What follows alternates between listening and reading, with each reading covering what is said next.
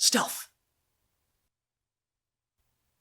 Howdy, my name is Nonehead, and the wall is blank. I don't know what happened, guys. While I was gone, my tapestry seems to have come down, and I've yet to fix it. So for this video, you're gonna have to deal with striking, blindingly white walls. Which it's kind of ironic that such a clear, visible thing is happening, because today, we're talking about stealth in Pathfinder 2nd Edition. Stealth is a bit hard to understand at first, but once you get it, I think Pathfinder 2e has done stealth better than any other TTRPG I've ever played. It's been made consistent, reliable, and makes sense when done right.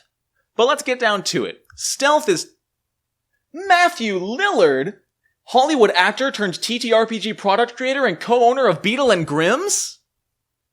What are you doing here? You want to tell them about your Pathfinder 2e Complete Character Chronicles? I guess we've got 30 seconds. Take it away, Matt. On a real night of gaming, you bounce from a core rulebook to the advanced player's guide, and of course your character sheet. But what if? We created a single book specifically tailored for your character class with a massive character sheet to record every detail of your hero. And then took all the official Pathfinder rules, spells, feats, and skills that you need for your class and your class only, and combined that with an expansive journal to capture your story. Character sheet, rulebook, journal, all in one. The Complete Character Chronicle is live on Kickstarter now. Thank you so much, Beadle Grimm, for sponsoring today's video. Now let's talk about stealth. Basically, stealth in Pathfinder 2e comes down to 4 distinct conditions: unnoticed, undetected, hidden, and observed. Concealed also plays a small part, but I'll touch on that when it's important. I'll start by talking about hidden, as shockingly, it's mostly used in a combat encounter. Pathfinder's condition-based stealth system has made it incredibly useful in combat. The reasoning for this is because hidden does not mean invisible. Hidden simply means the enemy cannot see you. If you hide behind a tree, the enemy still knows you're behind a tree, but they can't see you. You're hidden. While hidden from a target, they can still attack you. However, anything that requires specific targeting, whether it be a spell attack roll, a ranged attack roll, or even in melee, if you're hidden, requires a flat DC 11 check on a D20.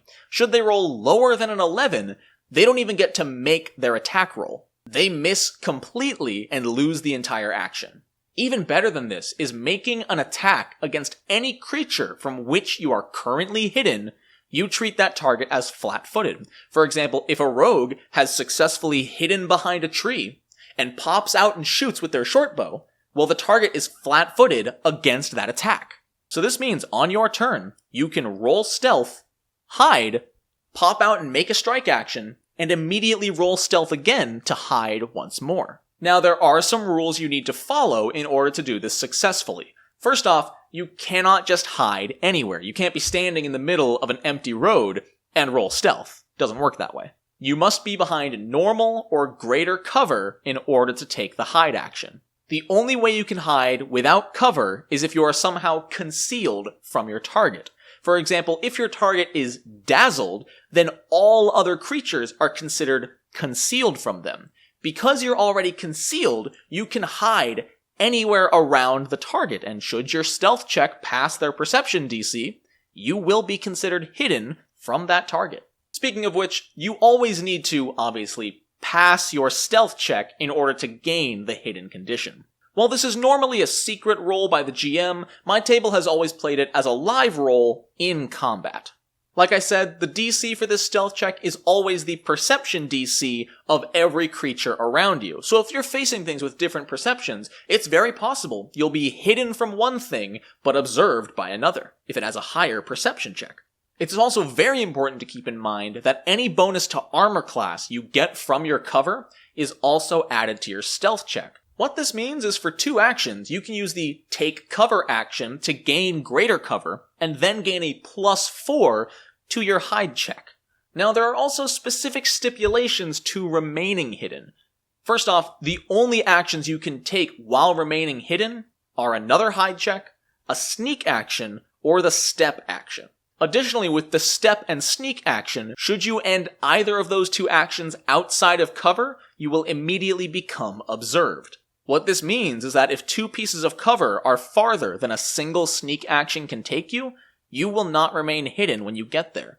If you have a move speed of 25 feet so you can only sneak 10 feet per action, and the other piece of cover is 20 feet away, well, at the end of that first sneak action, you will become observed and lose your hidden condition. However, if the 2 pieces of cover are only 10 feet apart, you can sneak from one to the other and remain hidden. Also, you can add the bonus from cover to your sneak check, but only if you are behind the cover the entire sneak action.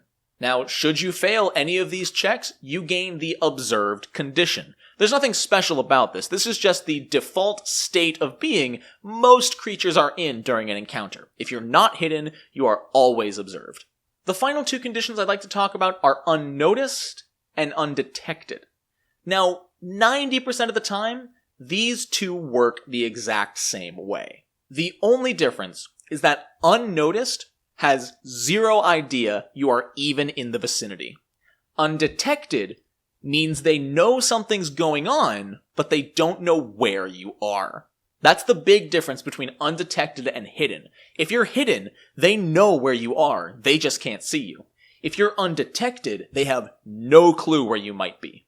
Whether you're unnoticed or undetected, creatures cannot directly target you in any way. Anything that requires you as a specific target cannot be used. They can, however, still hurt you with area of effect abilities. Just because they don't know you're there doesn't mean you're immune to their fireball. One last thing they can do is guess a random square where you might be. If they think you might be inside of a barrel for some reason, they can first roll a flat DC 11 check like they're attacking a hidden target, and an attack roll. Now the caveat is that these are both secret rolls done by the GM. The GM will just say, you don't hit anything, and then the attacker doesn't know if they failed the hidden roll, failed their attack roll, or just attacked the wrong square, thus gaining no information. Now, should you be undetected and a creature wants to find you, that's when they use the seek action. The DC for their seek action is always your stealth DC.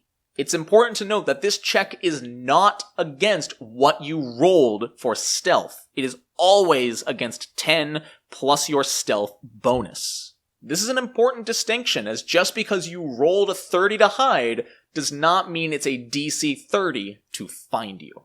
And those are the basics of stealth in Pathfinder 2e. Obviously, there's tons of feats and abilities that augment your stealth, or augment enemy seek actions that make them better at finding you, or give them precise sense so they can still detect you, and there's a whole list of things that can alter these situations. But at its core, Pathfinder 2e's stealth system is so concise, consistent, and simple to understand. It even makes it viable in the heat of combat. I'm playing a fighter right now, a dex-based ranged fighter, where a solid round of combat is usually me taking the hide action to remain out of view, and then popping out to get that effective +2 from making them flat-footed. It's amazing. Just remember that enemies can do that to you too. GMs, take note. Just remember to still use common sense. The core rulebook does put it best when they say cover is relative. If you're hiding behind a tree, then yeah, all of the enemies on the other side of the tree, you have cover from, and thus can hide from. But if there's any enemies on the same side of the tree as you don't have cover from them, and even a successful hide check will not hide from those enemies. So GMs, don't be afraid to let your players use the stealth action in combat. It can lead to some cool combos.